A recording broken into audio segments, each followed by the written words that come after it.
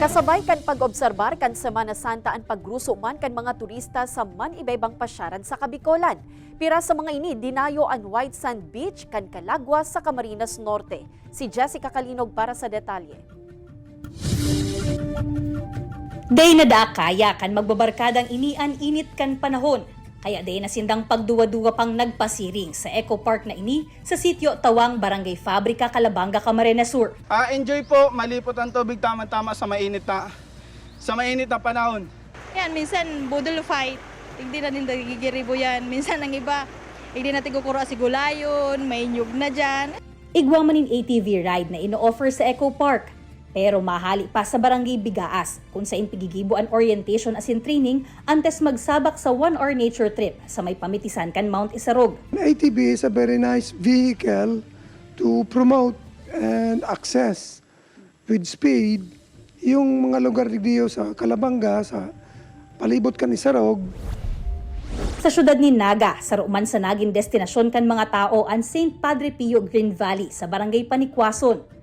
Malipot asin presko ang tubig, nagikan sa Mount Isarog, asin perfect man para sa picnic kan bilog na barkada asin pamilya. Actually po, this is our first time po dito.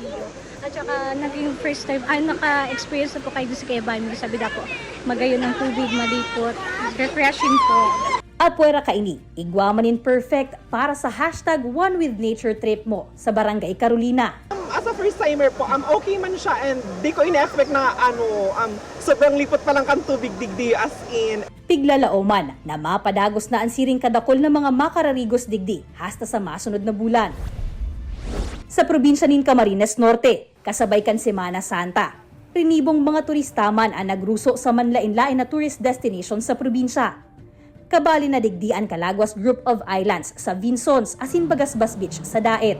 Maraming paghahanda tayo pong ginagawa dyan. Una yung pagdapat masiguro na may mga lisensya ang nagbi-business dyan. Ang business establishments like accommodation, ang tour operators, ang mga bangka operators. Yes po, basta sa aking paglilibot, lahat na po sila ay compliant. Mahigot man ang piglatag na seguridad sa nasambitan ng mga lugar, nganing masyertong salbado sa anumang aksidente ang mga turista.